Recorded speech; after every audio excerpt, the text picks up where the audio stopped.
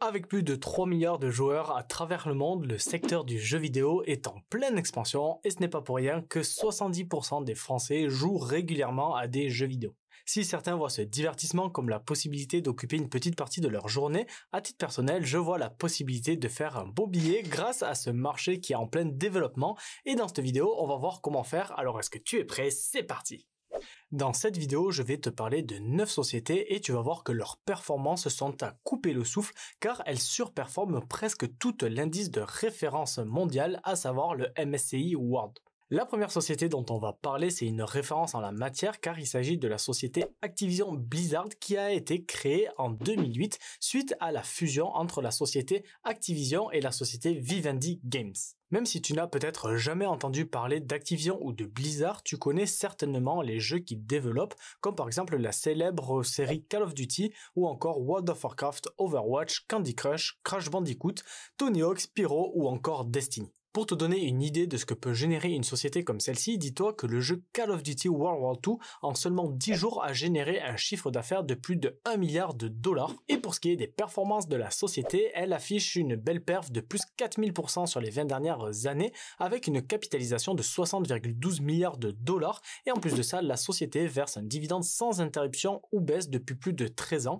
Et à l'heure où je tourne cette vidéo, son rendement est actuellement de 0,63%. Maintenant, si l'on compare la société Activision au MSCI World, tu vois que cette société a surperformé l'indice mondial sur les 10 dernières années avec un rendement moyen de presque plus de 13% par rapport à l'indice, ce qui est vraiment énorme. Notre seconde action sera une action française et c'est la société Ubisoft. Cette société, elle fait aussi partie des plus grosses sociétés dans le monde du jeu vidéo car elle développe des jeux bien connus, notamment la série Assassin's Creed, Rainbow Six, Watch Dogs, Prince of Persia, Rayman ou encore Far Cry, et ils sont même en train de développer un jeu tiré du film Avatar. Côté chiffres, il faut savoir que cette société a une capitalisation de 2,54 milliards d'euros. En 2022, elle a fait un chiffre d'affaires de 2 milliards d'euros qui est en constante augmentation depuis les 10 dernières années. Et en plus de ça, elle affiche une performance de plus 546% malgré une énorme baisse de 80% depuis 2018. Maintenant, si on compare la société Ubisoft avec le MSCI World, on peut voir que la société a surperformé l'indice pendant de très nombreuses années,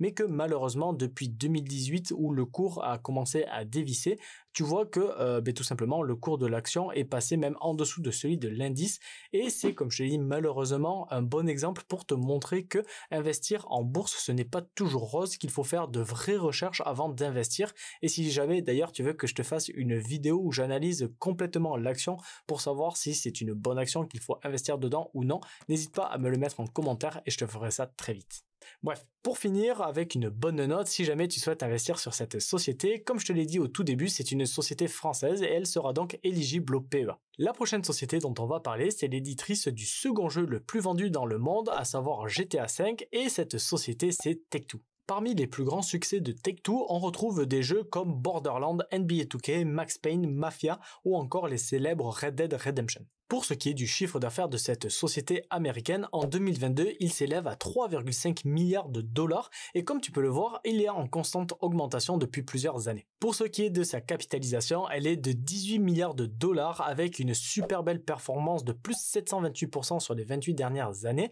et c'est sûrement pour cela que de nombreuses sociétés, notamment comme Activision, EA ou encore Microsoft, ont essayé de racheter Take-Two mais malheureusement, ils n'ont pas encore réussi à trouver de compromis. Pour ce qui est de sa comparaison avec le MSCI World, tu vois que pour le moment, la société surperforme, pour ne pas dire éclate le MSCI World, car sur les 10 dernières années, en moyenne, la société a surperformé le MSCI World de plus de 19% par an. Et en gros, si tu avais investi 10 000 euros il y a 10 ans sur cette société, aujourd'hui, tu aurais un magnifique capital de 102 000 euros. Et je profite de cette magnifique performance pour te rappeler que les performances passées ne présagent pas les performances futures et donc il faut faire de vraiment bonnes analyses avant d'acheter quoi que ce soit et de ne pas investir bêtement. Maintenant que ça c'est dit, passons à notre quatrième société et pour ça on va parler de ce qui est peut-être le générique le plus connu dans le monde, à savoir EA Sports. It's in the game. Tu l'as compris, on va bien évidemment parler de la société Electronic Arts qui est une société américaine née en 1982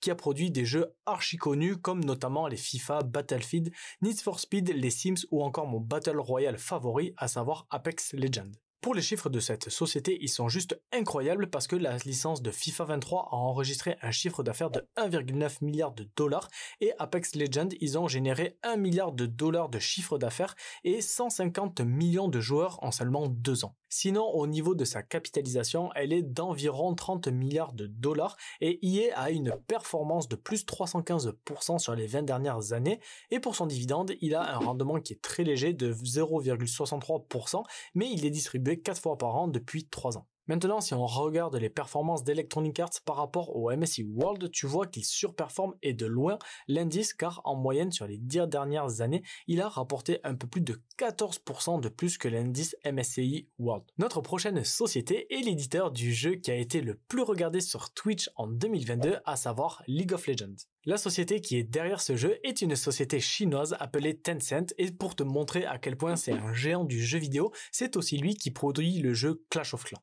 Au niveau de ses chiffres, cette société est extrêmement solide, mais en plus de ça, elle a des parts dans tout le monde du jeu vidéo, car elle est actionnaire de sociétés qu'on a vues précédemment, comme par exemple Ubisoft ou Activision, et en plus de ça, elle est actionnaire à hauteur de 40% du studio Epic Games qui a fait le jeu Fortnite. Pour ce qui est des chiffres de la société, son chiffre d'affaires explose depuis des années, tout comme ses performances, car depuis 2004, elle affiche une performance de plus 45 000%. Maintenant, si l'on compare l'action au MSCI World, tu vois qu'il surperforme le marché malgré une chute de son cours depuis 2021. Sinon, au niveau de son rendement, tu vois qu'il le surpasse de un peu plus de 13% par an depuis les 10 dernières années. La 6e société dont on va parler est une société japonaise, à savoir Capcom. Cette société, elle a été créée en 1983 et elle développe des jeux comme Resident Evil, Monster Hunter ou encore Street Fighter. Pour ce qui est du rendement, elle n'a pas à rougir parce qu'elle affiche un magnifique plus 1100% sur les 20 dernières années,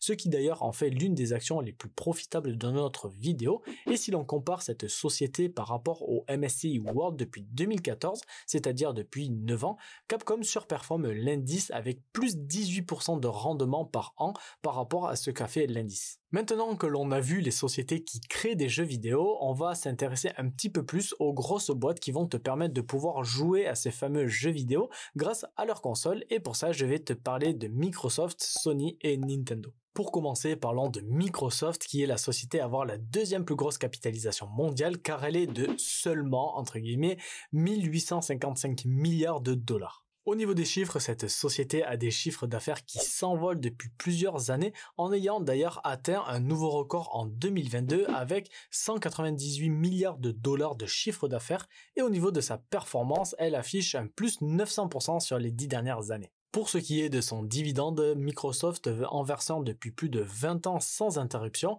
et à l'heure actuelle, son rendement est d'à peu près 1% par dividende. Et tant que l'on est dans les chiffres, si l'on compare la société Microsoft au MSCI World, tu vois que sans surprise, il surperforme l'indice et il fait même presque plus de 17% de plus par an sur les 10 dernières années. Et si le géant Microsoft est bien connu pour ses logiciels, il est d'autant plus pour ses consoles de salon, notamment grâce à la fameuse Xbox qui pour la dernière, la Xbox Series X, a connu un chiffre d'affaires de plus de 16 milliards d'euros, mais la société ne fait pas du chiffre d'affaires que avec les ventes de ses consoles, elle le fait aussi grâce à un abonnement qu'elle met en place, un abonnement mensuel pour le prix de 13 € par mois. Et s'il y a quelques années, Microsoft était le seul vendeur de consoles de salon à mettre en place un abonnement payant mensuel pour pouvoir jouer en ligne, il n'a pas fallu attendre trop longtemps pour que son concurrent direct fasse la même chose. Et quand je te parle de son concurrent direct, je te parle bien évidemment de Sony. Tout comme Microsoft, Sony n'est pas spécialisé que dans le jeu vidéo et pourtant c'est la société qui a créé la console la plus vendue dans le monde, à savoir la PS2 sortie dans les années 2000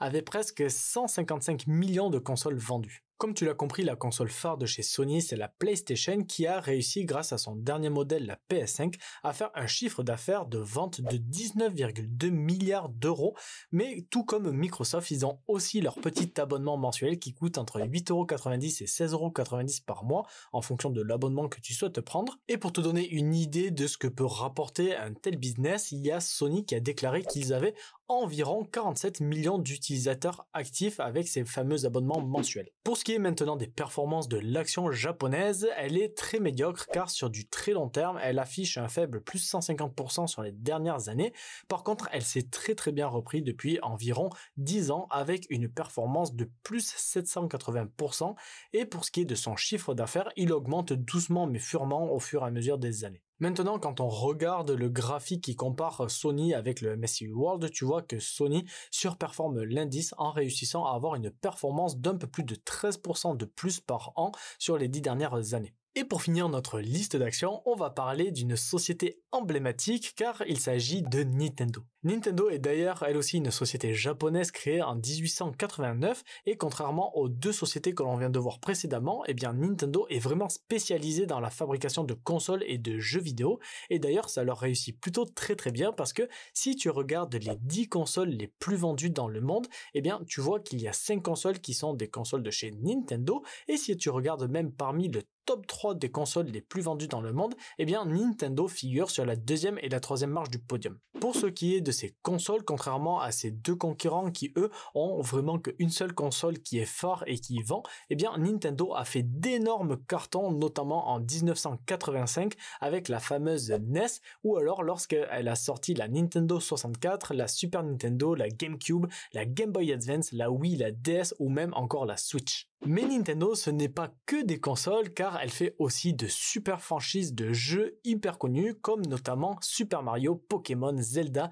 Animal Crossing ou Super Smash Bros. Pour ce qui est des performances de la société sur 20 ans, elle affiche un rendement de plus 461% et un chiffre d'affaires qui s'envole notamment en 2021 et 2022 suite à l'engouement pour les consoles Switch. Pour la comparaison avec le MSCI World, Nintendo c'est peut-être la société qui performe le moins bien parmi nos fabricants de consoles, mais elle réalise tout de même une belle performance moyenne de plus 6% par rapport au MSCI World sur les 10 dernières années. Donc nous avons vu les sociétés dans lesquelles tu allais pouvoir investir si jamais tu voulais te positionner sur le monde du jeu vidéo. Par contre, si jamais tu ne veux pas faire de stock picking, c'est-à-dire de choisir toi-même tes propres actions, eh bien je sais qu'il y a un ETF qui existe qui te permet d'investir de manière générale sur le jeu vidéo. Avant de te parler de cet ETF, je t'invite vraiment à faire tes propres recherches parce que je ne sais pas du tout ce que vaut cet ETF. Je n'ai fait aucune recherche dessus, je sais juste qu'il existe. Donc ce fameux ETF, il est émis par la société VanEck et c'est le VanEck Video Gaming and eSport. C'est un ETF qui a 460 millions d'euros d'actifs sous gestion avec des frais de 0,5% par an et une réplication physique. Pour ce qui est de sa composition, il est composé à hauteur de 41% aux États-Unis et 21% au Japon, ce qui en fait un ETF géographiquement très bien diversifié. Et au niveau des sociétés, tu peux voir que les 10 premières positions ne représentent que 60% de l'ETF et on y retrouve notamment des sociétés comme Tencent, Nvidia, Activision, Nintendo, Electronic Arts ou encore Take-Two. Pour ce qui est de sa performance, on n'a pas encore énormément de recul car c'est un ETF qui est tout neuf, c'est un ETF qui a été créé en 2019, mais pour le moment, il a une performance moyenne sur les 3 dernières années d'à peu près 20% par an. Donc voilà les amis, c'est tout pour cette vidéo, j'espère qu'elle vous aura plu. Si c'est le cas, n'hésitez pas à mettre un gros pouce bleu, ça fait toujours plaisir. Abonnez-vous pour ceux qui ne sont pas encore abonnés et comme d'hab, moi je vous dis à la semaine prochaine pour une nouvelle vidéo. Allez, ciao ciao.